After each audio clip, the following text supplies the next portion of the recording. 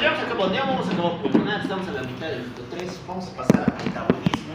Ahora vamos a avanzar. 3 ambientes que no son muy largos: lípidos, proteínas, nucleótidos. Después vamos a pasar a oligoelementos y poco más. Los hijos lo vamos a dejar para el hito 4, porque el fármaco lleva antidiabéticos en el hito 4. Pues vamos a tratar de coincidir con la semana en la que se lleva antidiabéticos. Entonces, va a ser mucho más conciso su entendimiento si entienden también la parte farmacológica. Ya. Entonces haríamos, después haríamos endocrino y ya estaría. No vamos a nada de acabar el hito 3. Entonces, empezaremos, ¿no? Vamos a comenzar con la fisiopatología de los lípidos. Bueno, empezamos por recordar nociones básicas, ¿no? ¿Qué era un lípido, muchachos?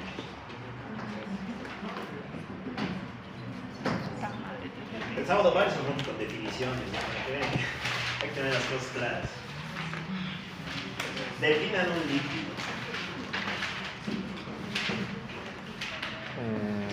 Glucosa. Bueno, ¿qué es un lípido? Una molécula.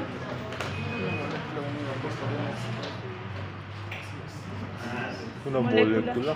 Es un compuesto no polar. Eso es un compuesto no polar. Bueno, la clave de esto es entender lo que es un compuesto polar. ¿No? ¿Qué era un compuesto polar? ¿Sí? Nos vamos a biología. Los temas que vamos a ver ahora son muy bioquímicos. Hay que tener buena base de eso. ¿Qué era un compuesto polar?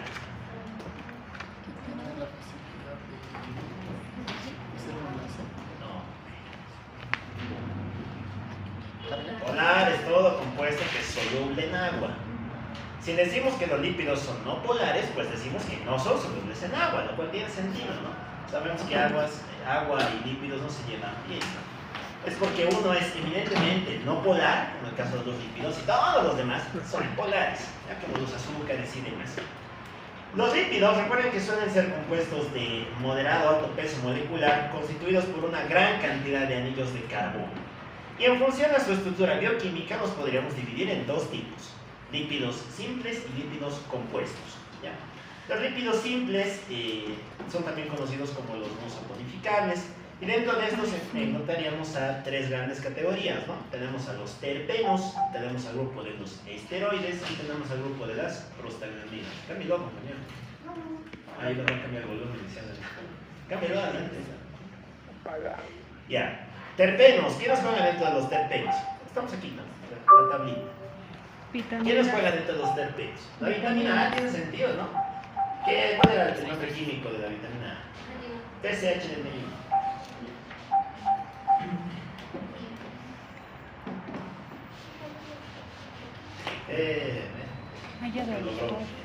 Lo logró, señor. Ya, entonces, ¿qué tenemos? Vitamina A, retinol, ¿no? Ácido retinoico, recordamos que es una vitamina liposoluble, importante ¿para qué? ¿Para qué se llama vitamina A? Para la visión, la visión es muy compleja. No, algo con los conocidos, ¿no? ¿Pero qué hace con los conocidos? Previene la cigarra. No, ¿qué quiere? Para la síntesis de la púrpura visual, para la síntesis de la rodopsina y de la fotoxina, ¿no? ¿Y para qué más servía? Para la maduración de los tejidos epiteliales. Ya. La coenzima Q, ¿para qué servía esto? Vamos a la coenzima Q, ¿no? Esta también hay varias creencias. Es un antioxidante. Es un antioxidante. Muy bien, segundo grupo, los esteroides, así que juega el colesterol y todos sus derivados, ya lo conocemos, ¿no? Los derivados del ciclopentano peridofenantrino. Y finalmente las prostaglandinas. ¿Para qué servían las prostaglandinas?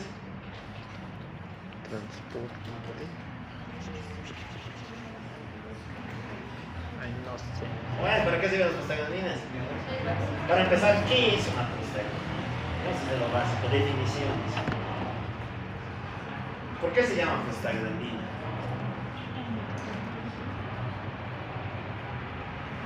Porque ha sido un lípido aislado primero, ¿dónde?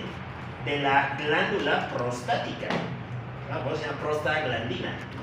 Y si se acuerdan, cumple una función, cumple varias funciones, ¿no? Es un muy buen mediador inflamatorio, es un vasodilatador, en algunas de sus formas otras son vasoconstrictoras, y también relaja músculos lisos, ¿no? Por eso se encuentra en la próstata, contribuye a la relajación de los músculos del diafragma perineal durante el coito.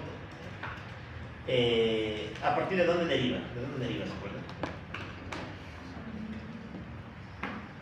¿De dónde deriva? ¿De? Ácido lisinoico no. El ácido araquidónico. ¿Y qué era el ácido araquidónico? Un fosfolípido. Claro, por eso es que juega dentro de esta categoría. Ya.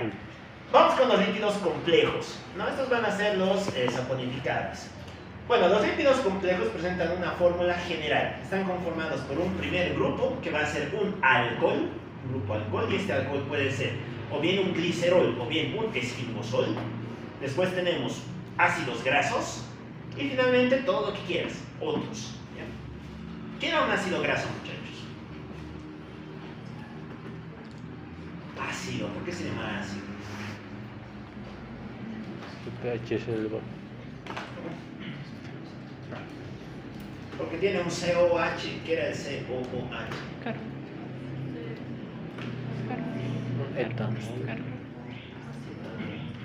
No, ácido carbónico, no ácido carbónico. Etano. Etanol, no. Carboxilo. Etanol, no. Grupo El ácido carboxilo. carboxílico. Claro, un grupo carboxílico. Recuerden que un grupo carboxilo tiene carga negativa, ¿no? Se comporta como un ácido. ¿Ya? De ahí es donde viene su denominación de ácido graso. ¿Y para qué sirve eso? Para unirse al alcohol. ¿Ya? Ahora, recordamos que los ácidos grasos, ¿de qué están hechos? De carbonos. Carbonos generalmente en números pares, ¿no? Recordamos que el número de carbonos te determina el tipo de compuesto del que te estés refiriendo, ¿no? Es donde aparece el ácido eicosanoico, el dodecanoico, el eicosapentaenoico, ¿no? Todos esos son básicamente denominaciones respecto al número de carbonos que tienen. Segunda consideración, los ácidos grasos pueden ser saturados, monoinsaturados e insaturados. ¿Por qué? Por una sola cadena.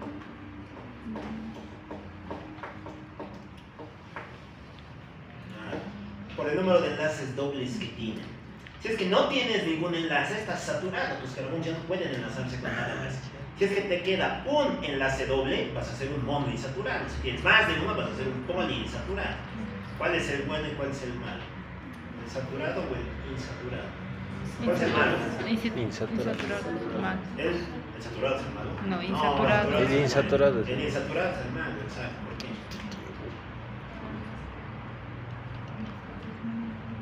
¿Qué? ¿Cómo es? Porque no estás saturado. Claro, porque estás incompleto. Todo lo incompleto en la vida. Si estás incompleto, estás de llenarlo con algo que esté en tu entorno, ¿no? Si eres insaturado, te unes a cualquier cosa que tengas a tu alrededor y de ese modo alteras su estructura. Ahí es donde te pegas a la membrana, a tu esqueleto, a las plaquetas y vas a inducir una serie de problemas, ¿no? Los insaturados son los que tienen mayor riesgo cardiovascular. Todo lo que vamos a contar va en un sentido, riesgo cardiovascular, va a ser la palabra mágica del día de hoy, ¿no? Muy bien. Dicho eso, podemos decir que los lípidos complejos se dividen en tres grandes tipos. Los triacilglicéridos, ¿ya? Los famosos triglicéridos, ¿no? Aquí jugarían los derivados del glicerol.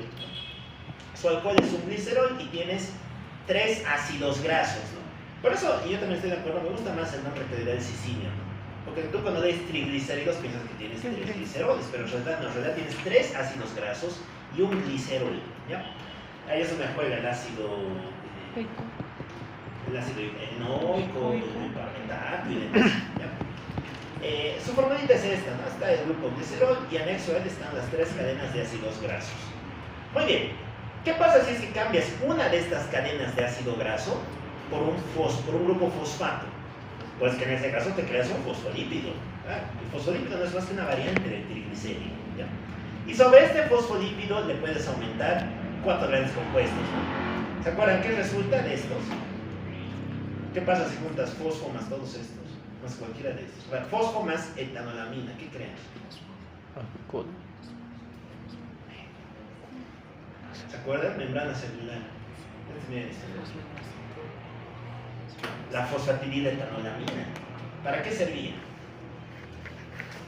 Segundo mensajero, ¿no? ¿Qué pasa si juntas esto con colina? Fosfatidilcolina, exacto, ¿no? Ese también participa en los mecanismos de transducción. Si juntas esto con serina. Fosfatidilserina. Fosfatidilserina, exacto, es lógico, ¿no? De ahí salen los nombres. Y esto Fosfatidilinositol. ¿Para qué servía, de acuerdo? ¿Qué has dicho? Bien importante el fosfatidilinositol. ¿Qué se pasa? Para la vía de activación de la proteína GQ. Señalización intracelular. Recuerden que este se convierte en inositol trifosfato y diacilglicerol. Y esos son los que activan a la proteína quinasa de tipo C para que desencadenen respuestas excipadoras o inhibidoras. Esto es muy celular. Son fosfolípidos que están en la membrana. Recuerden que hay dos en la membrana externa y dos en la membrana interna. Ya. Finalmente tenemos a los esfingolípidos. ¿Qué es un esfingolípido? Aquel en el cual, en vez de tener un glicerol, vas a tener un esfingosol. Y a este esfingosol le puedes asociar un ácido cerebrónico. Cuando juntas los dos te creas una ceramida. Las ceramidas son la base para crear muchas distintas cosas, ¿no? Vamos a repasar las más importantes. Ceramida más fosforilcolina, ¿qué nos crea?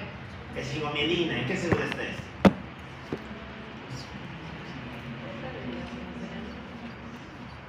¿En qué célula está la esfingomielina?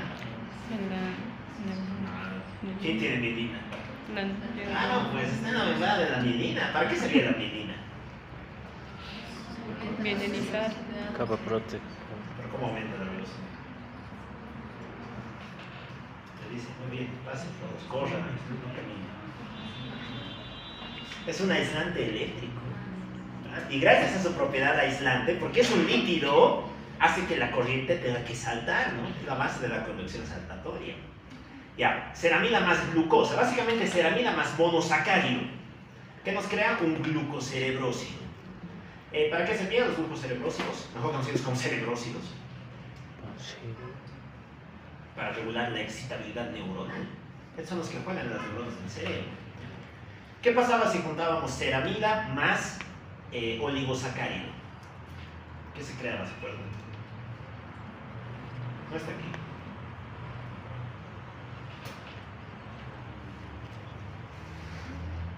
¿Cómo no saca? Bueno, ¿qué se creaba? Monos. Los gangliósidos. ¿Y los gangliósidos para qué servían? Para la función de los ganglios simpáticos y los ganglios periféricos. Ten en cuenta que todo esto tiene mucho que ver con las bases bioquímicas de las células. Ya, los galactocerebrósidos y los sulfátidos son interesantes, vamos a hablar al final. Muy bien, ya hemos hecho un breve repaso de lo que son los lípidos, ¿no? Bueno, eso como introducción, ya tenemos las bases. Ahora pasaremos a parte 2 de la introducción. ¿Cómo se transportan los lípidos? Bueno, sabemos que agua y aceite no se llevan bien. Y resulta que en el plasma, más de la mitad de su porcentaje está representado por agua, ¿no? Entonces, eso condiciona que los lípidos necesiten un tipo especial de compuesto para poder transportarse, que se conocen como las lipoproteínas. Las lipoproteínas, como su nombre indica, son compuestos que están formados por una porción lipídica y una porción proteica. Si es que representáramos la estructura de una lipoproteína, podríamos evidenciar que está formada por dos grandes partes. Presenta un núcleo, también conocido como el core, que está formado por todo lo lipídico, toda la grasa. Aquí es donde básicamente tenemos triglicéridos y tenemos colesterol no esterificado. Es decir, el colesterol menos soluble. Y tiene sentido, ¿no? Porque si todo lo que está a tu alrededor es agua, porque estás en el plasma, pues a la grasa no le gusta juntarse con el agua, ¿no? Entonces lo que quiere hacer es meterse en el centro de la lipoproteína. Ahora bien, segunda parte, tenemos una envoltura.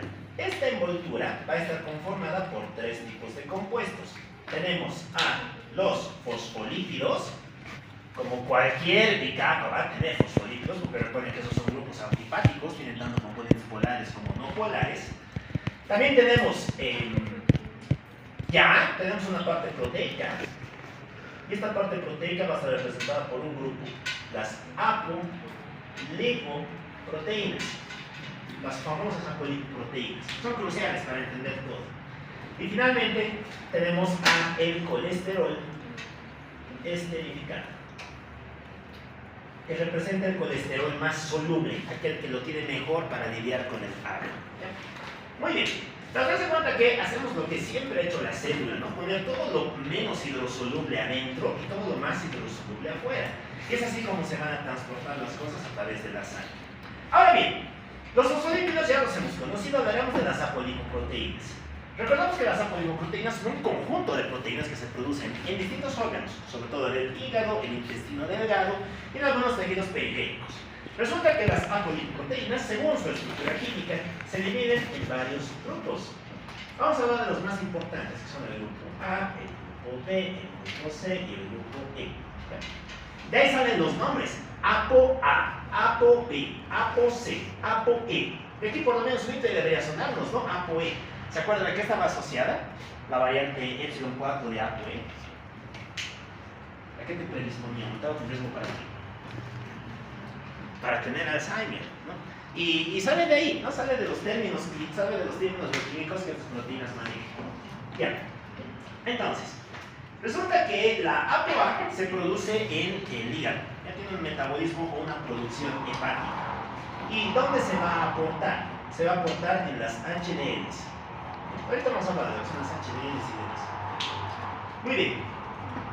Tenemos varios tipos de ApoA. ¿No? Tenemos a la ApoA1, la ApoA2, la ApoA4 y demás. Las más importantes van a ser estas dos, la ApoA1 y la ApoA2. Sobre todo la ApoA2, porque es la gran enzima que va a permitir la interacción de las lipoproteínas con distintos receptores de su entorno.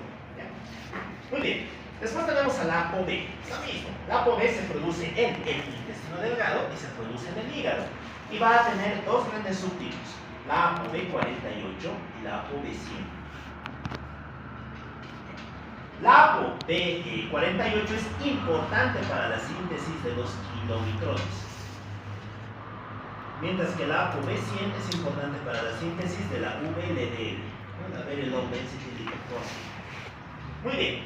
Después tenemos a la ApoC. Lo mismo, hay varios tipos de ApoCs. Vamos a hablar de las más importantes, la ApoC2 y la ApoC3. La ApoC2 es crucial. ¿Por qué? Porque esta interactúa con una proteína que se conoce como la lipoproteína lipasa. ¿Se acuerdan qué hormona juega con la lipoproteína lipasa? Ahora nos vamos a físico. ¿Qué hormona juega con eso? La insulina. Claro, es por eso que la insulina tiene acción a nivel del tejido adiposo. Gracias a la lipoproteína lipasa. Es la famosa lipasa sencilla hormona. Muy bien. Y la ApoC3 tiene también una función vinculada al metabolismo. Y finalmente tenemos a la ApoE. La ApoE se encuentra en todas, excepto la LDL. Por lo tanto, la vamos a encontrar en la HDL, la IDL, la VLDL. Y, perdón, aquí B100 es de la LDL. Y en los kilomicrones, al final. Muy bien. Y como habíamos visto, hay variantes respecto a la ApoE, ¿no? Tenemos a la epsilon 2, epsilon 3, epsilon 4, etc. Cada variante te va a asociar una predisposición diferente porque altera la capacidad de interacción que tienen las apolipoproteínas con sus receptores. Ya. Hemos hablado de las apos, hablaremos de los tipos de lipoproteínas, ¿no? Si nos fijamos, las lipoproteínas se van a poder dividir en 5 grandes categorías. Tenemos a los kilomicrones, la VLDL, la IDL, la LDL y la HDL. Bien, no tiene mucha novedad, ¿no?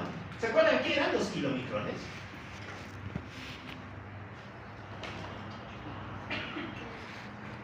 Pensaremos, kilo, ¿qué quiere decir kilo? Kilo con Q, ¿no?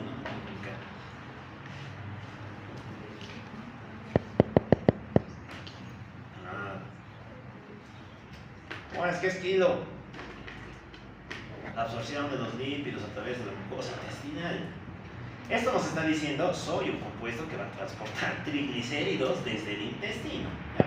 Micro, porque soy pequeño. On, porque soy una fracción. Muy bien, los kilomicrones se encargan de llevar todo lo que absorbemos desde el tubo digestivo hasta el hígado. Estas otras, más fáciles todavía, ¿no? L quiere decir lipoproteína. D quiere decir density, densidad. Nos están diciendo qué tan densas son.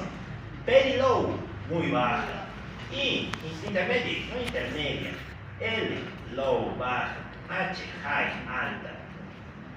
Bueno, básicamente nos está diciendo que hay lipoproteínas que van a tener menos densidad y otras que van a tener una mucho mayor densidad. ¿Bien? Ahora, ¿de qué va a depender esto? Básicamente va a depender del contenido de triglicéridos.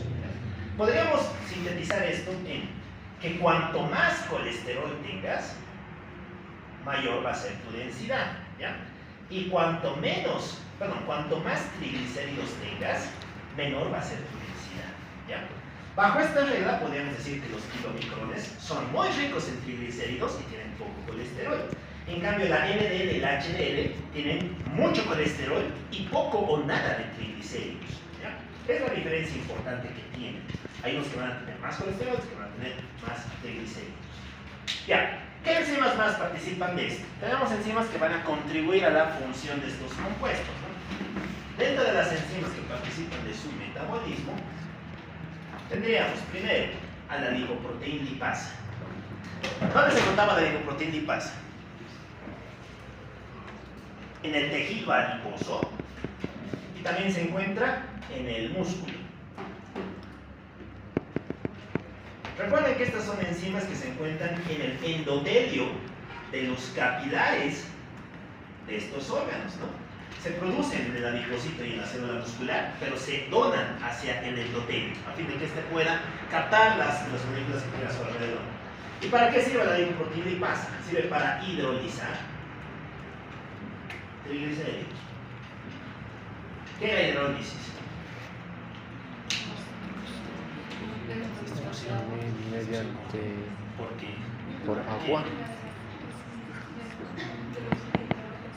¿Cómo es? ¿Qué es hidrólisis? Definiciones. Hidro, agua, lice, contener. ¿Qué es hidrólisis? Hidro, agua. La degradación de la molécula por medio del agua. Bueno. Recuerden que el agua muchas veces puede actuar como un compuesto que acepta o dona electrones, ¿no? Y gracias a esas reacciones puede inducir que ciertos elementos se separen o que otros se conserven. ¿Ya? Bueno, el chiste de esto es que degrada los triglicéridos y cuando los degrada, pues te va a convertir esta molécula en glicerol y monoacilglicéridos. Ya, vamos a ver qué es importante. Bueno, esto ya se debe recordar, ¿no? Esto es de fisiología de tejido adiposo. ¿Para qué sirve esta reacción? Ya, muy bien. ¿Cuántas enzimas más tenemos? Tenemos a la LCAT, la famosa LCAT. ¿Se acuerdan qué era la LCAT?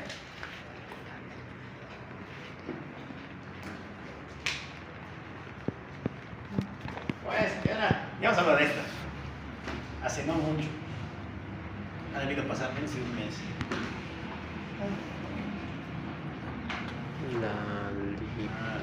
Es la enzima esterificadora del colesterol. Recuerden que es esterificada en la hipercolesterolemia de la insuficiencia hepática crónica. Se produce también en el hepatocito y se libera al plasma. Y en el plasma se encarga de esterificar el colesterol. Entonces, ¿con quién va a trabajar la LCAT? Con el único que puede esterificarse, ¿no? Con este. Ahí es donde juega la LCAT. Sobre el colesterol no esterificado. Ya, muy bien. Después tenemos a la HTGL.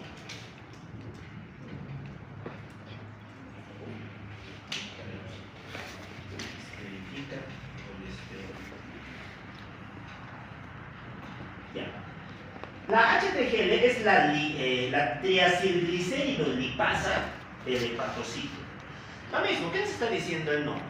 Soy una enzima que me voy a encargar de trabajar con los triglicéridos. ¿Y dónde juego?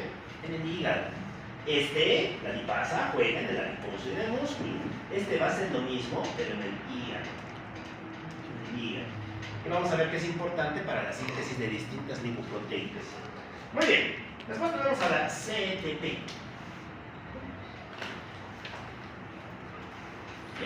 Esta es una proteína transportadora de colesterol. La CETP se encarga de transportar colesterol.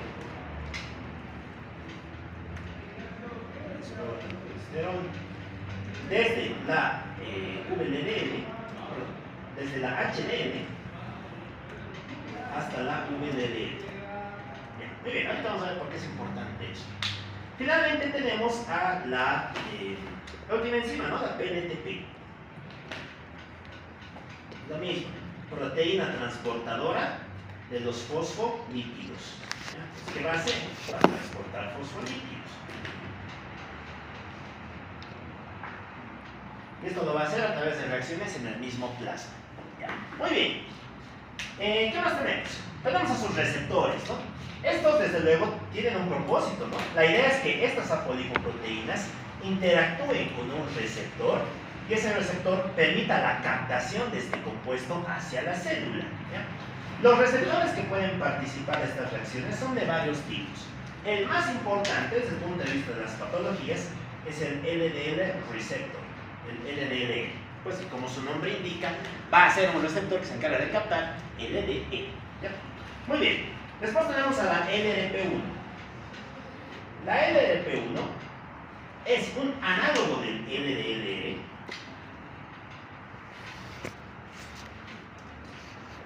Solamente que se va a encontrar en el hígado. Como se encuentra en el hígado, facilita la recaptación hepática de las lipoproteínas. Muy bien. ¿Qué más tenemos? Tenemos a la proteína SLB1. ¿Para qué sirve SLB1? Sirve para la recaptación de la HDL.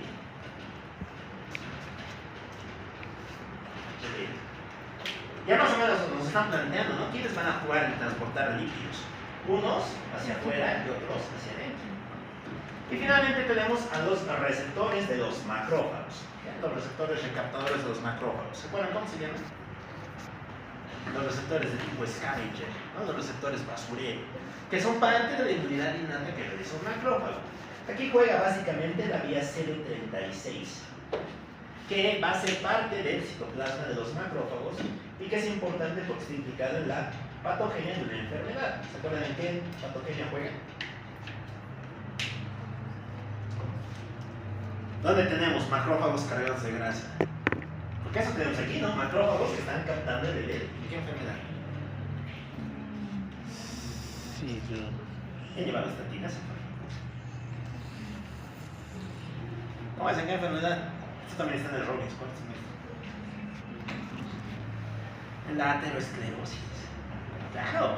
Ahí es donde juega la famosa célula espumosa, ¿no? ¿Se acuerdan qué era la célula espumosa? Un macrófago cargado de grasa. Y puede cargarse de grasa gracias a que tiene este receptor, la vía CD36. Aquí incluiríamos uno más, incluiríamos a SLA. Ya, muy bien. Ya hemos planteado el panorama general, ¿no? Todo esto era lo que hacían las lipoproteínas. No es que no han visto simbiótica, pero bueno, esto también está en el hardware. Sería bueno darle una pequeña repasada ahí. Ya, ¿qué más tenemos? Tenemos esto, ¿no? Esta tablita es muy interesante y muy importante. La misma clasificación de las lipoproteínas, fíjense, ¿no? Sus tamaños, desde la más grande hasta la más pequeña, ¿no? Un punto clave aquí es la relación entre triglicéridos y colesterol, ¿no? Fíjense que los que más triglicéridos tengan, ¿quiénes van a ser? Kilomicrones y VLDL, ¿no? Lo tenemos puesto aquí, kilomicrones y VLDL. Cuanto más arriba estás, más triglicéridos tienes. Cuanto más abajo estás, más colesterol tienes. ¿Ya? Por eso es que estos tienen un cociente por debajo de 5. Su origen ya lo hemos contado. En general son producto del hígado.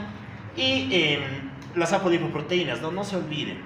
Los kilomicrones, ¿qué apolipoproteínas manejan? ApoB48. Todos tienen ApoE, excepto la LDL. Y tienen ApoC2. ¿Ya?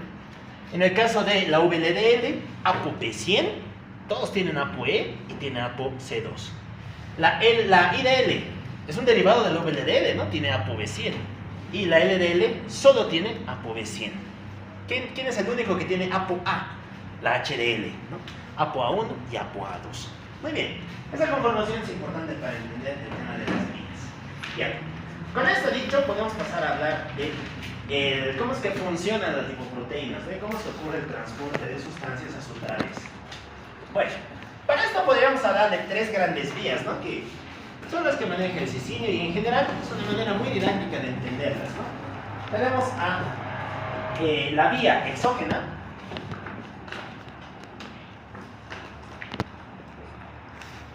la vía endógena y la vía inversa, ¿ya?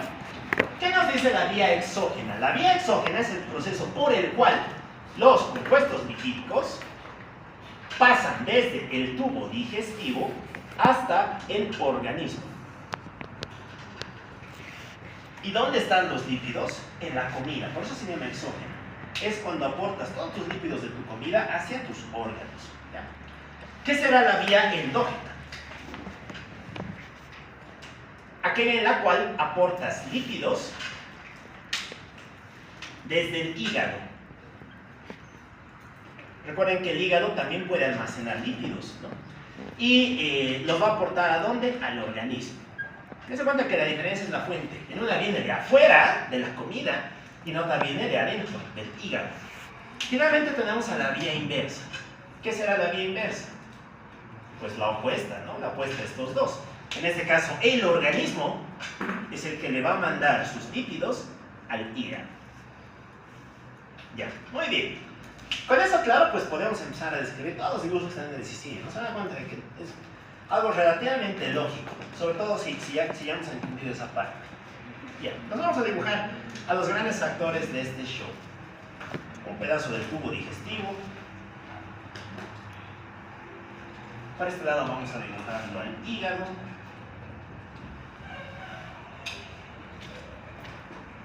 Por este lado vamos a dibujar al tejido adiposo. Y célula del anillo de Seeger. Entonces dibujaremos capilares. Aquí va a estar el capilar, aquí va a estar el capilar, aquí van a estar los sinusoides hepáticos, las células. Recordamos que aquí vive el enterocito, aquí vive el hepatocito y aquí está el adipocito. Ya, muy bien. Entonces, vamos a contar el show de lo que es el tema de las vías. ¿Ya? Vamos a comenzar con la vía exógena. Como habíamos visto en la vía exógena, aportamos lípidos desde la comida. La comida llega al tubo digestivo.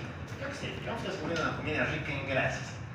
Nos comemos un pedazo de pollo, pollo frito. Bueno, pierna de pollo. Ya. Entonces, esto cuando llega al tubo digestivo se metaboliza y se convierte en ¿qué? Se convierte en sus dos componentes básicos, en triglicéridos y en colesterol. Triglicéridos y colesterol. Muy bien, esto lo hace por medio de unas enzimas, ¿no? La lipasa pancreática, la colipasa y demás. Ya hemos entendido cómo funciona esto. Recuerden que todos estos, excepto los triglicéridos de cadena media, de peso medio, van a pasar a través del enterocito por medio de difusión simple, ¿no? ¿Y cómo lo hacen? Lo hacen a través de pasar por dos tipos de canales. Tenemos por un lado los canales de tipo ABC. Aquí juega el ABCG5, el ABCG8 y demás. Y también a través de otro canal, el canal NPC1L1. ¿Se acuerdan cuál era ese canal? NPC1L1. El Niemann-Pick Channel, ¿no? El canal de la enfermedad de Niemann-Pick. Recuerden que este sirve para transportar colesterol. ¿Ya? Muy bien, esta parte es crucial. Todo lo que vamos a contar es importante porque la farmacología juega con esto. Muy bien. Entonces, tienes por un lado canales ABC y canales NPC1. Por aquí es por donde va a entrar el colesterol. Cuando entra el colesterol y los triglicéridos, tienen que pasar por el enterocito. ¿Y qué es lo que hace el enterocito? El enterocito agarra todos estos, los pone en una bolsita. Colesterol. Le va a poner por fuera un marcador. Le va a poner una guía. Esta guía se va a llamar D48. Y al hacer eso, ¿qué ha creado? Ha creado una lipoproteína, ¿no? Se cuenta que ha metido lípidos dentro de una envoltura proteica. A esto nos faltaría aumentar una fracción más, ¿no? Que es donde entran A1 y A2. Me dirán, pero hemos dicho que A1 y A2 solo están en el HDL. Ya, tranquilos, ahorita esto va a cambiar. Cuando el enterocito hace esto, lo libera al tubo digestivo. Y cuando lo libera, tiene nombre, se le conoce como kilomicrón. Así se forman los kilomicrones. Está empaquetando lo que ha absorbido. Muy bien, una vez que lo ha interiorizado, este kilomicrón circula por la sangre.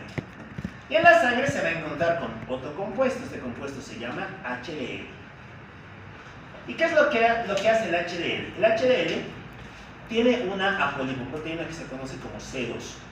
Cuando se encuentra con el kilomicrón, intercambian. El kilomicrón le da A1, A2 y el HDL le da C2. Y es de ese modo como te queda un nuevo kilomicrón que está formado por B48 y por C2. Ahora bien, ¿para qué queremos tener C2? Recuerden que C2 es importante para que cuando llegues al tejido adiposo te reconozca una enzima. ¿Qué enzima era la que trabajaba con C2? La lipoproteína lipasa. Aquí es donde está esperando la lipoproteína lipasa. Esta solo trabaja si tienes C2. Si no tienes C2, esta no, ni te saluda, no te reconoce. Tienes que tener C2 para poder interactuar con el LPL. Muy bien, aquí llega el kilomicrón, interactúan las dos, ¿no? Interactúa C2, interactúa B48. Ya. Y cuando esto pasa, bomba, la lipoproteína lipasa se activa. ¿Para qué servía la lipoproteína lipasa? Para convertir triglicéridos en glicerol y monoacilglicéridos. Por lo tanto, los triglicéridos que tenías se van a degradar y como se degradan, difunden hacia el adipocito. ¿Y qué va a hacer el adipocito? Va a agarrar el glicerol más los monoacilglicéridos y va a volver a crear un triglicérido. De hecho, si se acuerdan, ¿qué es lo que guarda el tejido adiposo? No guarda colesterol, ¿no? Guarda triglicéridos. Y es gracias a esta enzima. Este proceso se realiza gracias a la lipoproteína lipasa. Ya. Ahora, ¿cuál ha sido el precio que has tenido que pagar? Bueno, primero, que como estás usando tu C2, pues tu C2 se inactiva. Y como se inactiva, esta C2 vuelve al HDL. Al HDL. El HDL va a poder retomar su función de intercambiador de C2. Ahora, nuestro kilomicrón ha perdido muchos de sus triglicéridos, no solamente se ha quedado con colesterol. Entonces, se convierte en un nuevo compuesto que se conoce como los kilomicrones residuales. Y esos kilomicrones residuales son los que van a venir al hígado para que puedan ser captados por los receptores. Y esto me jugaría la vía NLP1. Ya, muy bien. Y ahí termina el show de los kilomicrones. Ahí termina la vía exógena. Dense cuenta que hemos aportado lo que hemos comido hasta nuestro tejido adiposo y hacia nuestro hígado. Lo hemos internalizado. Muy bien. Esto mismo es lo que estamos observando ahí. Fíjense que ven exactamente los mismos canales. Llega la comida B48, llega HDL, intercambias compuestos, adapta C2, C2 interactúa con el LPL, se vuelve a convertir en ácido graso y monoacilglicerol y esto se deposita en el tejido adiposo y en el tejido muscular. También juega el tejido muscular aquí. Ya este lo voy a utilizar para producir energía y el tejido adiposo para almacenar. El que te ha sobrado, ¿dónde se va? Se convierte en remanente del kilomicrón y viene al hígado. ¿Ya? Muy bien, ahí termina la vía exógena. Vamos con la siguiente, la vía endógena. En la vía endógena, el que nos tiene que aportar los nutrientes es el hígado, ¿no? Y el hígado lo va a hacer desde las reservas que tiene. Muy bien, recordamos que el hígado también tiene triacilglicerol y colesterol. ¿Dónde van a estar guardados? En el citoplasma del hepatocito. Entonces, ¿qué es lo que hace el hepatocito? Pues hace algo muy similar al enterocito.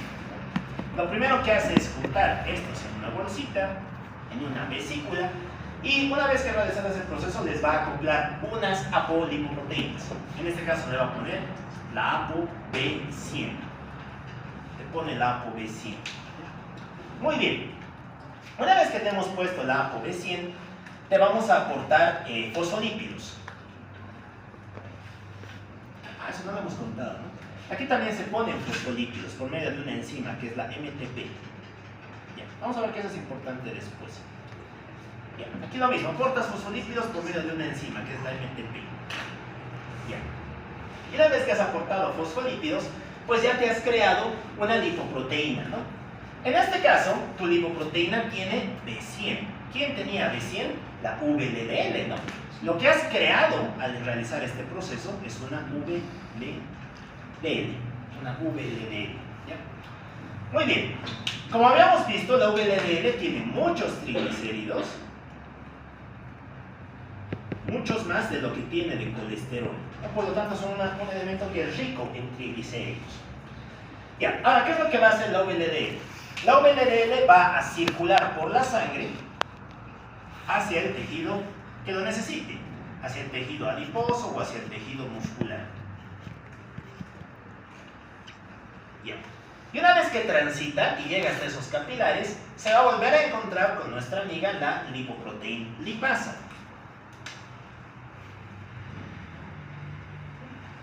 ¿Qué necesitaba la lipoproteína lipasa para que interactúes con ella? C2. Por lo tanto, hay que incluirle C2 a la VLDL.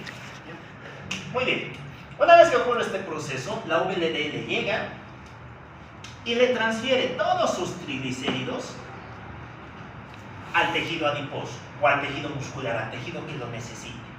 Por lo tanto, tu VLDL pierde triglicéridos, pero conserva colesterol.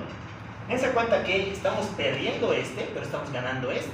Por lo tanto, dejas de ser VLDL y te conviertes en IDL. Al realizar este proceso se convierte en una lipoproteína de densidad intermedia. ¿Ya? Muy bien.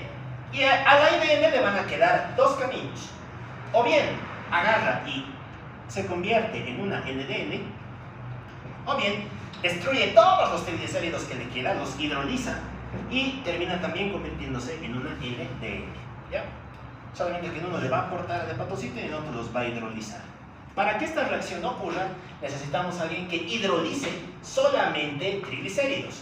Y ese alguien va a ser la HTGL. Aquí es donde juega la HTGL. Recuerden que esta es una lipasa de triglicéridos. Y como estás quitando todos tus triglicéridos, pues ya, ¿qué te va a quedar? ¿Te van a quedar triglicéridos? No, no. Te va a quedar solo colesterol. El LDL es una lipoproteína que tiene solo colesterol. Tiene colesterol puro, ya no tiene triglicéridos. ¿Ya? Muy bien. En el proceso también has perdido tu ApoC2. Por lo tanto, el único APO que te queda es la ApoB100. El ApoB100. Bien, eso cuenta que seguimos jugando con esto, ¿no? Tenías B100, has donado C2, solo te queda B100. Ya, y ahora a la LDL le van a quedar dos opciones. Un 70% del LDL y un 30%. ¿Qué es lo que va a hacer la mayor parte del LDL? Va a ser captada por los tejidos periféricos. Y un 30% restante va a ser captado por los macrófagos, justamente por los receptores que habíamos visto, ¿no? Aquí juega LDL receptor y aquí juega receptores de tipo scavenger, CD36 y SL. Ya, muy bien. Esa es básicamente la vía endógena, ¿no? Lo mismo que hemos representado aquí se observa aquí. Fíjense que el hígado empieza produciendo esto, lo pone dentro de una vesícula que se va a llamar VLDL, le pones la ApoE, la ApoC2, esto se libera hacia el tejido adiposo, lipoproteína lipasa, gastas tus triglicéridos, por lo tanto te queda un compuesto de densidad intermedia, la IDL, que tiene ApoE y ApoB100. Esta va a volver al hígado, aquí se encuentra con la HTGL, pierde todos los triglicéridos que le quedaban y se convierte en LDL. Y al LDL le van a quedar dos vías, ¿no? Al macrófago o a los tejidos periféricos. Muy bien, así es como los tejidos pueden hacer uso de su colesterol, ya que finalmente se destina a muchas funciones. Muy bien, finalmente tenemos a la vía inversa. En la vía inversa, nuestros tejidos van a ser los que le van a aportar los ácidos grasos y el colesterol al hígado, ¿ya? Y para este proceso es importante otro compuesto, que es la HDL. Volvemos a lo mismo. El hepatocito va a producir un elemento que tiene triglicéridos y que tiene colesterol. Y este compuesto va a tener un receptor en su membrana. Ese receptor se va a conocer como ApoA1 y ApoA2. Si tenías ApoA1 y ApoA2, ¿qué te llamabas? HDL, ¿no? Crea una HDL. Me das cuenta que el nombre solamente sale de aquí, el tipo de lipoproteína que tienes. Muy bien. Una vez que has creado un HDL, pues también va a incluir otros compuestos, ¿no? Como la PCO2, etc. Y resulta que el HDL va a circular por la sangre y va a sufrir un fenómeno, ¿no? Un fenómeno en el cual actúa una enzima que se conoce como la LCAT. Recuerden que el LCAT sirve para esterificar el colesterol. Estás esterificando el colesterol que tienes dentro de tu HDL, ¿ya? Y de ese modo es como te vuelves a crear otra HDL, pero más avanzada entre comillas. Esta se va a llamar HDL3. Esta se llama 2, esta se llama 3. ¿Ya? Esta tiene forma de disco bicóncavo, esta tiene forma globular. Bueno, no nos interesa. Nos interesa que has esterificado el colesterol y que te has convertido en HDL3. Muy bien, ¿para qué?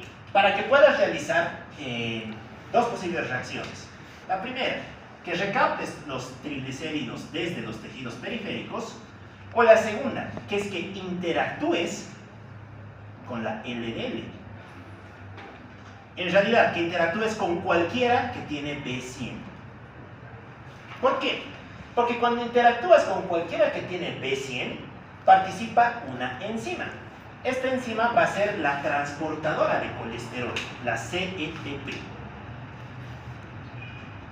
Recordamos que esta lo que hacía era transferir colesterol de un lado al otro, ¿no? Entonces esta lo que hace es agarrar el colesterol de un lado y lo transfiere al otro. Muy bien. Y una vez que el HDL se ha cargado de ese colesterol, ¿qué es lo que hace? Retorna al hígado, ¿no? Para que el hígado pueda reutilizarlo a través de un receptor. Aquí es donde juega el receptor SRB. Muy bien. Entonces, ten en cuenta que en el caso del HDL van a jugar dos procesos: el proceso de transferencia y el proceso de recaptación. Y de ese modo es como el hígado puede retomar el colesterol y los ácidos grasos que han sido recaptados desde su medio interno. Eso mismo lo observamos aquí, ¿no? Fíjense que el hígado va a comenzar produciendo la HDL, ¿no? La HDL naciente, esta vendría a ser la HDL2. Aquí es donde aparece la ApoA1, la ApoA2 y demás. Le aportas fosfolípidos, le aportas colesterol. Importante, los anotaremos por si acaso. Vamos a anotar los canales PLT1, que te sirven para aportar fosfolípidos, y los canales ABC1, que te sirven para aportar colesterol. Una vez que aportas los dos, te creas un HDL, ¿no? Este HDL se asocia con la LCAT, la LCAT después lo convierte en una proteína globular, la proteína globular interactúa con la CETP, y la CETP va a garantizar su transferencia hacia el VLDL, IDL y el LDL, ¿no? Que recordamos que después van a ser recaptados por el hígado, ya bien sea a través de la vía del LDL receptor o ya bien sea a través del SRB. Notaremos también ahí, LDL receptor. Muy bien. Y de ese modo es como ocurre el fenómeno de la recaptación del material graso, del colesterol de los triglicéridos. Ya, estas son las tres grandes vías, muchachos. Esto tiene que estar bastante dominado para que entendamos las alteraciones, porque se dan cuenta de que solamente sobre esto es donde salen todas las enfermedades. Muy bien. La exploración no tiene mucha más novedad. Esta parte bioquímica hay que tener claro. Bueno, ¿qué es lo que nos presenta las alteraciones de la vía de los lípidos? Bueno, vamos a tener distintos tipos de lesiones, ¿no? Para empezar, lesiones en examen físico. ¿Qué es lo que encontraríamos? ¿Qué síndromes tendríamos? Vamos a tener 4 grandes manifestaciones, ¿no? Un síndrome malabsortivo, ¿por qué? ¿Por qué creen?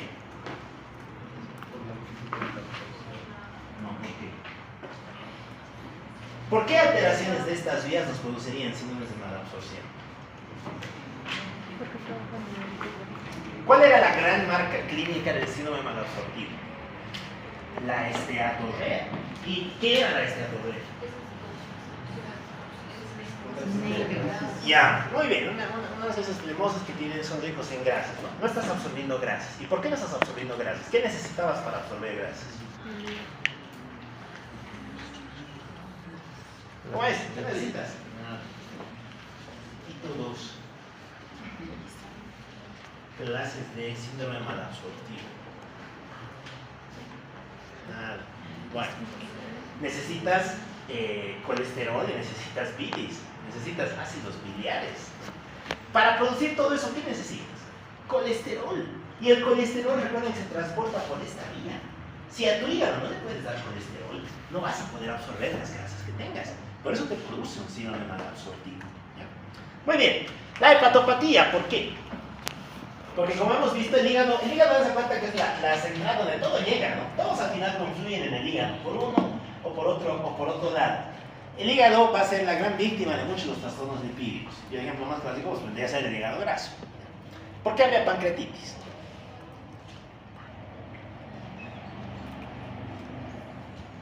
Porque recuerden que fosfolípidos, lipasas y demás necesitan de cierta estabilidad para poder funcionar bien. Si es que tienes una alteración en esas concentraciones, pues es muy probable que tu lipasa se active dentro de tu páncreas, ¿no? Eso finalmente te produce una pancreatitis aguda. Bueno, y la aterosclerosis ya habíamos entendido, ¿no? Si es que tienes problemas para transportar estas cosas, pues tus macrófagos van a comenzar a captar mucha LDL y van a depositarse en las placas ateromatosas. Y de ese modo te van a producir aterosclerosis. Ya, tenemos lesiones cutáneas. Bueno, aquí aparecen los famosos xantomas y los xantelasmas. ¿Cuál era la diferencia entre un xantoma y un xantelasma?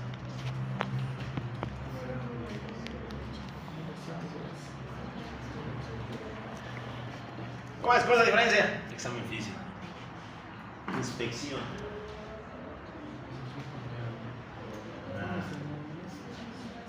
Los xantelasmas, como el melasma, se depositan en la región facial, en la región periorbicular. El xantoma se va a depositar en cualquier otro lugar, menos la región periorbicular. Tenemos varios tipos de xantomas. ¿Dónde se bien esto? Los xantomas eruptivos, ¿no? Los xantomas eruptivos son estos, los de este lado. Son muy parecidos al acné. Bueno, este desde luego esto es raro de verlo así tan claro. Pero en general se observan muchas lesiones sobrelevadas, muchas pápulas. Pápulas con una base inflamatoria y demás. De hecho, si se acuerdan del acné también está vinculado a problemas de los lípidos, ¿no? Pero bueno. ¿En qué situación observamos esto? Esto se observa en las hipertrigliceridemias. Ya. ¿Qué más tenemos? Tenemos el xantelasma, ¿no? El xantelasma es el de este lado.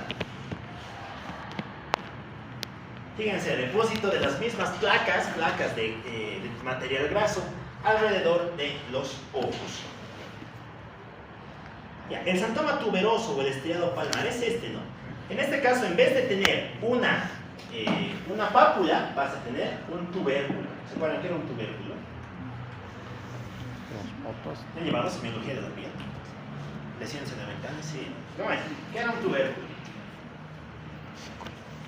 ¿Es lesión primaria o secundaria? Primaria. Ya, es primaria. ¿Qué era un tubérculo?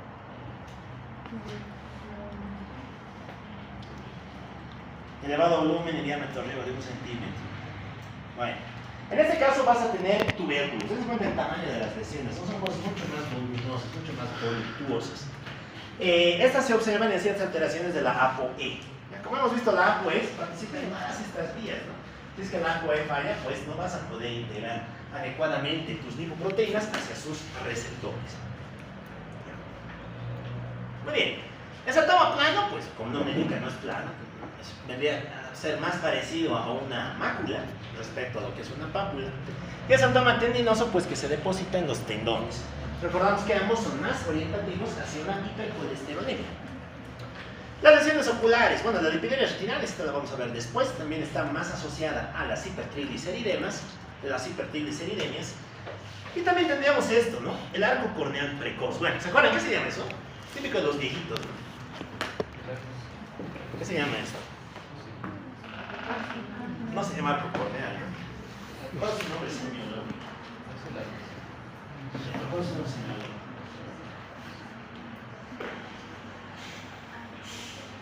Que se llama el arco senil. El gerontoxón. No, tiene sentido, ¿no? Geronto se referencia a una persona vieja, de geriatría. Esto se observa en dos contextos, ¿no? O bien cuando eres viejito y se está depositando lipofusina y demás. O si eres joven, esto te indica de que tienes hipercolesterolemia. No es normal, nunca es normal mirar esto en una persona joven. Es altamente sugestivo de una hipercolesterolemia. Dense cuenta que hay manifestaciones de hipertrigliceridemias y algunas de hipercolesterolemias. Y es por eso, son diferentes, juegan por vías diferentes, hacen cosas diferentes. Lo peor que pueden hacer es confundirles. Muy bien. Y los estudios bioquímicos. Bueno, esto lo han debido haber enseñado también, ¿no? A ver, puedes agarrar el suero, dices, ¿se acuerdan qué pasaba con el suero? Agarras los bajitos, lo pones en la congeladora, ¿no? Y después lo sacas.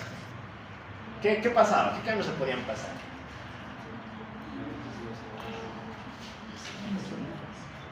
¿Qué pasa si lo sacas y arriba se ha formado una película amarillenta, grasosa?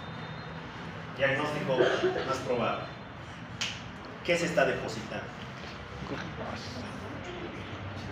Grasa. Grasa, no, hemos visto que grasa, no existe ya grasa. O eres triglicérido, o eres colesterol, o eres fosfolípido, o eres terpeno. No, se depositan kilomicrones. Es una cosa bien puntual. Se depositan kilomicrones. Muy bien. ¿Qué pasa si es que ves todo el tubo turbio? Todo el tubo se ha vuelto amarillento, grasoso. Ahí juegan las hipertrigliceridemias. Y si no tienes nada, podría ser una hipercolesterolemia. ¿No? Lo curioso es que el aumento de colesterol no te produce cambios en el examen macroscópico de una muestra de suero. Muy bien.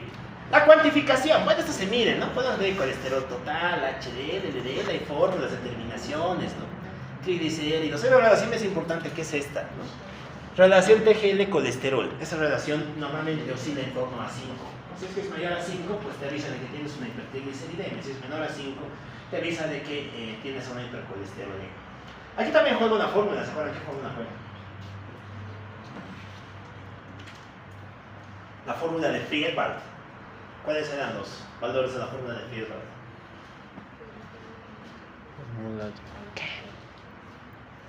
Es una manera de estimar la LDL. Colesterol total menos HDL menos triglicéridos sobre 5. Y a partir de ahí sacas un valor estimado del valor de la LDL. Ya. Esto es bien interesante. ¿Qué era esto, la lipoproteína A? Porque hay dos que no hemos contado, ¿no? Y que tal vez lo han leído a lo largo de estos 6 semestres.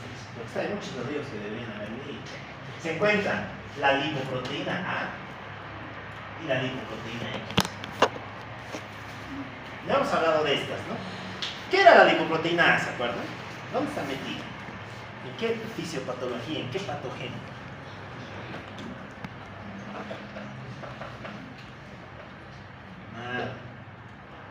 Bueno, recuerden que esto es un factor de riesgo para tener aterosclerosis a edades tempranas.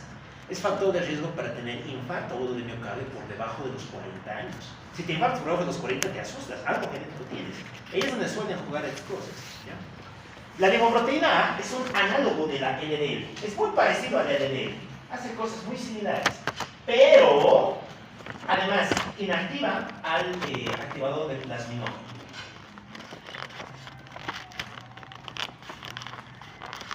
Muy bien.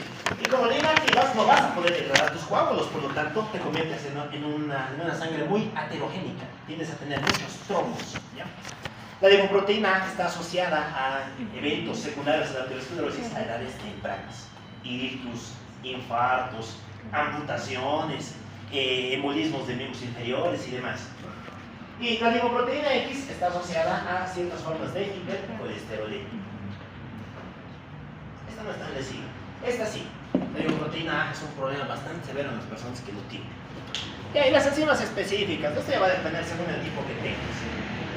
Bueno, esto no sé si lo han visto. No me acuerdo si está en el Balsels o no. ¿Qué libro manejan para laboratorios? El Balsels. No me acuerdo si esto está en el Balsels, ¿no? Pero bueno, la clasificación de Friedrichsen de las hiperlipoproteinemias, ¿no? Esta es una clasificación muy descriptiva. Lo único que hace es ver cuál está elevada y te ponen un tipo, ¿no?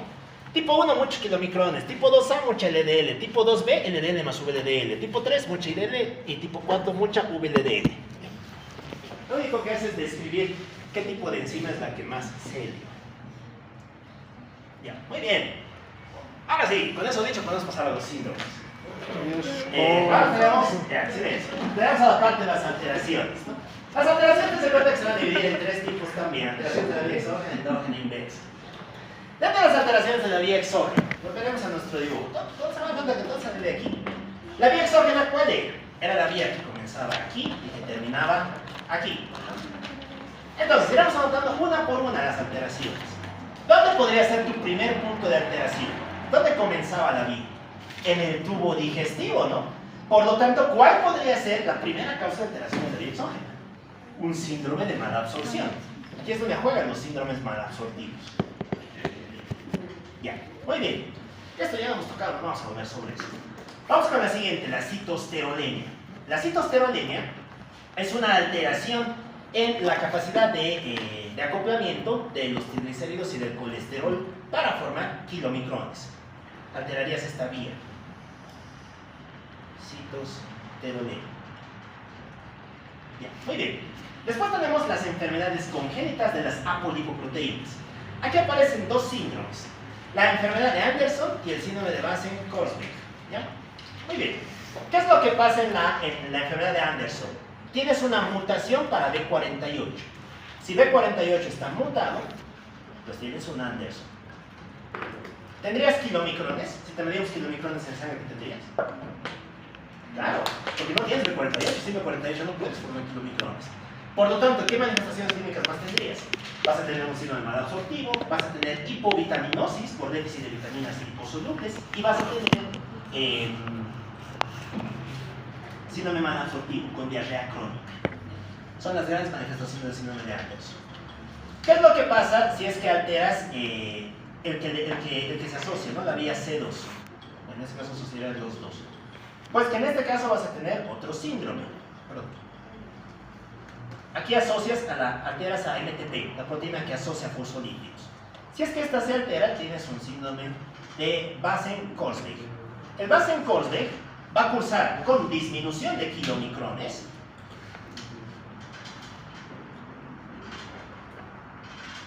pero ¿qué otra cosa más se alteraría? Fíjense, ¿dónde más jugaba MTP? MTP es necesaria para producir VLDL, por lo tanto también vas a tener una disminución en las cifras de VLDL. Y eso se va a juntar con un síndrome malabsortivo, contexto de diarrea crónica, estatorrea y demás. Ya, muy bien. Seguiremos. Fíjense que después venía este sistema, ¿no? Este sistema transcurre hacia el adipocito. Y aquí es donde tiene que interactuar la vía C2 con la vía de la LPL. Aquí también puedes tener tercer tipo de problema. Las alteraciones del acoplamiento entre el sistema LPL y la vía de la ApoC2. Esas alteraciones pueden ser de dos tipos: alteraciones congénitas y alteraciones adquiridas. ¿Ya? Muy bien, las congénitas pues van a ser mutaciones, que si has nacido con LPL mutada, careces de la ApoC2, etc. En cambio, las vías adquiridas son mucho más frecuentes. ¿Quién va a jugar aquí? Aquí van a jugar dos tipos de enfermedades. Una en la cual tu LPL no funcione. ¿Y se acuerdan qué se necesitaba para que la LPL se estimule? ¿Qué hormona era necesaria? La insulina, ¿no? Entonces, en la primera vas a tener un déficit de insulina. ¿Y en qué enfermedad tenemos una menor cantidad de insulina? En la diabetes. Aquí juega la diabetes. Segundo grupo, que tengas una elevación de las hormonas contrainsulares. ¿Se acuerdan cuáles son las hormonas contrainsulares? Ahora nos vamos a física. ¿Cuáles son las contrainsulares? Ya, el cortisol, hormona del crecimiento. Ya, muy bien. Entonces, aquí vas a tener enfermedades en las cuales tengas elevadas esas, ¿no? ¿Dónde se elevaría el cortisol? En el Cushing. ¿Dónde se elevaría la hormona del crecimiento? En la acromegalia. ¿Dónde se elevaría el glucagón? En el glucagonoma. El síndrome de las 4Ds. Ya, muy bien. ¿Qué otros más, no? Aquí es donde tienes una elevación de las hormonas que hacen que liberes más lípidos, ¿no? Recuerden que la insulina más bien lo que hace es estimular esta enzima. Si te falla, pues no lo puedes controlar. Si está elevada, pues vas a tener una mayor tasa de lipólisis. Muy bien. Y finalmente la disbeta-lipoproteinemia familiar. ¿Cuál era el último paso? Kilomicrones residuales que son recaptados. Si es que este receptor está alterado, tienes una disbeta-lipoproteinemia familiar. La disbeta-lipoproteinemia familiar. Muy bien. Que también suele cursar con una disminución de las cantidades de kilomicrones. Kilomicrones en este caso residuales. Muy bien, ya se cuenta que las alteraciones se solamente de. Vamos a hacer el mismo análisis con la vía endógena. En la vía endógena, ¿qué es lo que tenemos? Todo comienza con la VLDL. A la VLDL le pueden pasar básicamente dos cosas, pero lo más importante es la hiperproducción. Es decir, que tengas esta vía aumentada. ¿Ya? ¿Por qué podrías tener esta vía aumentada? Pues por dos grandes causas. O bien, por una causa congénita, o bien por una causa adquirida. ¿Ya? Muy bien, dentro de las congénitas o dentro de las hereditarias, pues tendríamos mutaciones a nivel de la proteína B100, mutaciones a nivel de la proteína MTP. Dentro de las adquiridas, vuelve a jugar la diabetes. Dense cuenta que la diabetes tiende a alterar el metabolismo lipídico desde distintos ángulos, desde distintos flancos. Ya, ¿qué le pasaba después? Nuestra VDL, ¿dónde está? Llegaba al tejido adiposo, en el tejido adiposo se convertía en IDL, ¿no? Y para poder realizar esta, y después la IDL se convertía en LDL. Para poder realizar esta función, ¿qué necesita? HTGL.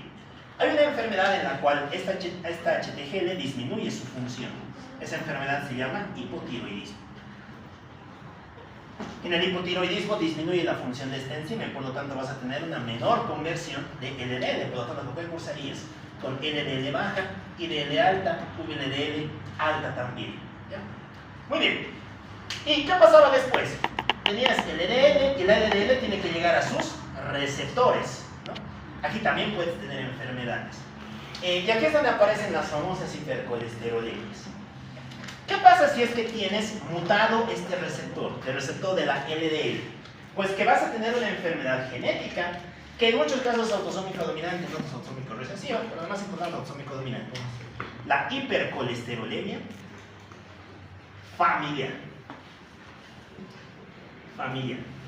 Esta es una enfermedad monogénica en la que se altera el gen del receptor de la LDL. Y como está alterado, ¿podrías captar tu LDL? No. Como no lo captas, tienes mucha LDL en tu sangre. Y esa LDL en tu sangre, si no es captada por el tejido periférico, es captada por el macrófago. Y por lo tanto, ¿qué te produce? Aterosclerosis con aumento de eventos isquémicos. ¿Ya? Por eso es que esto está vinculado a infartos y demás eventos antes de los 30 años. Es una enfermedad que tiende a producir mucha morbididad. La hipercolesterolemia familiar se divide en tres grandes grupos: la tipo 1, la tipo 2 y la tipo 3. ¿Ya? En la tipo 1, que es la más importante, es donde tienes un déficit del receptor. No hay receptor. ¿Ya? Como no hay receptor, pues no vamos a poder captar tus LDLs. ¿Ya? Muy bien. Hay otra forma, que es la hipercolesterolemia familiar autosómico recesiva. ¿Ya? Mucho menos frecuente y también mucho menos severa. Ya. Hay una tercera entidad que juega aquí. Vamos a hablar de esto. El déficit de PCSK9. Seguramente esto lo van a ver cuando lleguen a la parte de farmacología. Resulta que el LDL receptor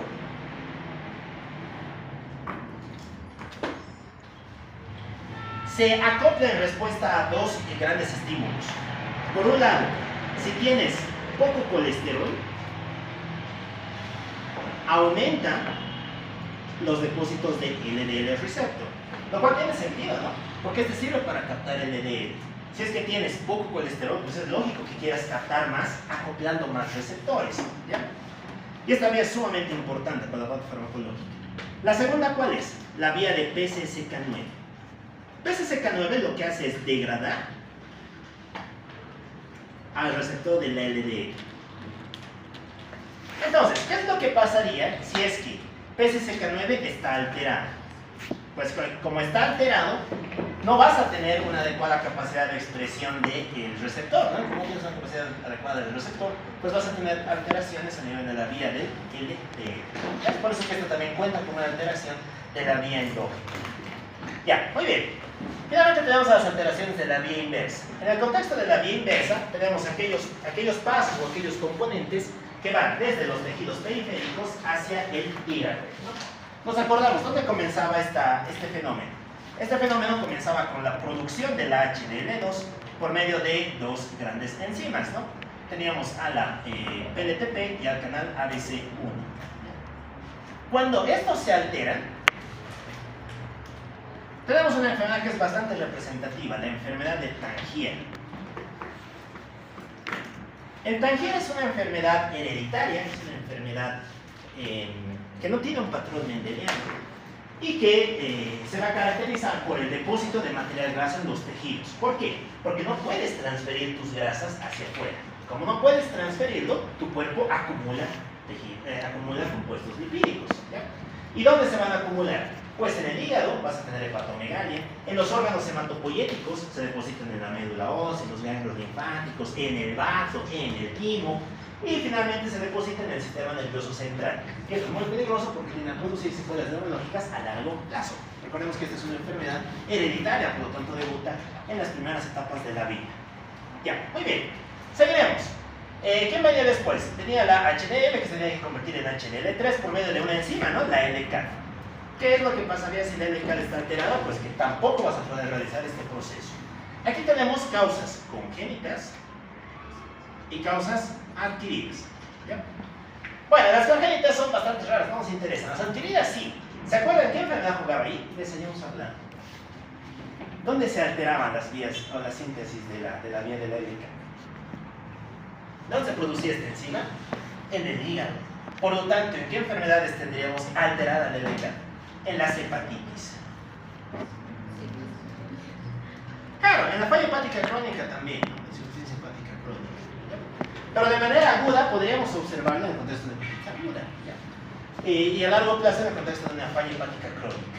Muy bien, juega también dentro de esta categoría. Ya. ¿Y la última vía cuál era? Esta, ¿no? Necesita CETP para la transferencia de colesterol desde un lado hacia el otro, desde el HDL hacia la LDL. Cuando tienes alterada esta vía, pues también vas a tener trastornos del metabolismo del colesterol, ¿no? En este caso vas a tener una incapacidad para la transferencia desde los lípidos hacia la LDL. ¿Ya? Y en este contexto la causa suele ser generalmente hereditaria. Muy bien. Entonces, se cuenta que entendiendo las vías, básicamente podríamos deducir, podríamos razonar todos los elementos, todas las posibles patologías que afectan al sistema de las lipoproteínas. ¿Ya? Empezando desde las vías más básicas, terminando en las vías más complejas. Ya, muy bien. A ver, veremos la hora. 8:35. Ah, ya. Ok, vamos a tener ya. Miramos las manifestaciones. Entonces, tenemos dos grandes tipos de manifestaciones, ¿no? Esto es más de lo que hemos dicho. Hipertrigliceridemias, hipercolesterolemias. ¿Qué es lo que pasa si tienes aumentados los triglicéridos? Pues que vas a tener 4 grandes manifestaciones guías. Dolor abdominal, ¿por qué? ¿Por qué creen que hay dolor abdominal?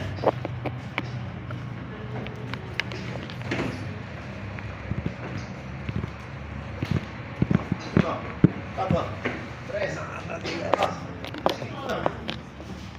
Nada. Aquí podemos anotar las rondas amarillas. ¿Qué? Porque hay pancreatitis, claro. Lo hemos dicho. El páncreas es importante para el metabolismo de estas cosas.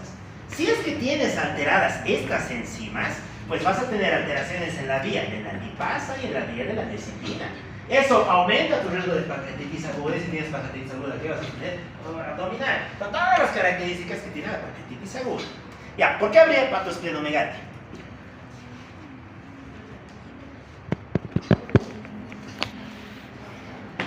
Por lo que hemos contado. Si tienes alteraciones en la vía de los triglicéridos, el que más va a sufrir es este, porque este es el que está trabajando constantemente, donando y aportando cosas. Si es que se alteran esas vías, este acumula sus triglicéridos y como los acumula, puede llegar a sufrir 2 fenómenos. Lo más raro es esto. Es muy raro ver hepatosplenomegalia por hipertrigliceridemia. Lo más habitual es tener un cuadro inocuo, crónico, que sí te produce daño a largo plazo, ¿no? El famoso hígado graso. De hecho, ¿qué es el hígado graso? El depósito de triglicéridos en el interior del hígado. No es el depósito de colesterol, es el depósito de triglicéridos. Y tiene mucho que ver con estas vías. Los síntomas ya los hemos contado. No se olviden que síntomas eruptivos suelen ser manifestaciones de hipertrigliceridemia. Y finalmente la lipidemia retinalis es esto. Esta es la lipidemia retinalis. Es cuando en un fondo de ojo observarías los vasos bastante ingurgitados y con un aspecto blanquecino.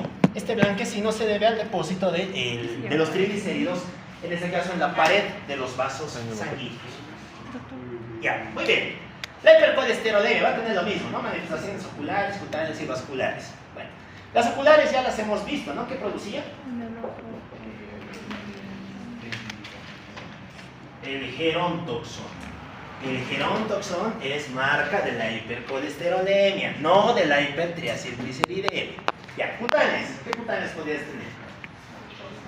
Los santomas tendinosos. Exacto. Aquí es donde van a aparecer la mayor cantidad de santomas. Santomas tendinosos, santomas tuberosos, dos santomas de mucho mayor calibre, ¿no? Son justamente lo que estamos observando ahí, ¿no? De hecho, la flechita nos está apuntando hacia un santoma tendinoso en la región aquiliana. Vasculares, ¿qué manifestación vascular nos produce en el hipercolesterolemia? Claro, aterosclerosis, muy bien, ahí juega la aterosclerosis, ¿no? Por eso ya hemos visto el cuarto semestre, no vamos a volver a hablar de eso. Ya, y alguno dirá, ¿podría haber hipercolesterolemia por aumento de HDL? Porque lo que hemos contado aquí es por aumento de LDL, ¿no? Todos sabemos que el LDL no es muy bueno y ya entendemos por qué, sale de toda esa vida que hemos escrito ya. ¿Podría haber hipercolesterolemia por HDL? Y si habría, ¿qué te produciría? ¿Podría haber, sí o no? No sé. Bien, por poder podría haber. De hecho, el consumo de ciertos tipos de ácidos grasos, por ejemplo el ácido eicosapentaenoico, lo que busca es que tengas una mayor cantidad de HDL con menos cantidad de LDL. ¿Y qué te produciría eso? Un menor riesgo aterogénico. Ya sería bueno. ¿Por qué? Porque estarías devolviendo más de tu materia grasa hacia el hígado. Lo estás quitando de los vasos, y si lo quitas de los vasos, menor riesgo de aterosclerosis. Todo esto, ten en cuenta que va en un sentido, en el sentido de disminuir riesgo de aterosclerosis. ¿Y por qué queremos disminuir riesgo de aterosclerosis? Porque esto disminuye tu riesgo cardiovascular. ¿Ya? He hecho la siguiente diapo, esto ya está en el Sicilia, ¿no? No, esto sí, bueno, esto no, ¿ya? Está bastante ligado a lo que es alteraciones de la vía cardiovascular, pero de esto ya vamos a hablar mañana. Mañana. Ok, bueno, y como les decía, esto también es clave para hablar de la parte farmacológica. A ver, ¿con qué se manejan las dislipidemias?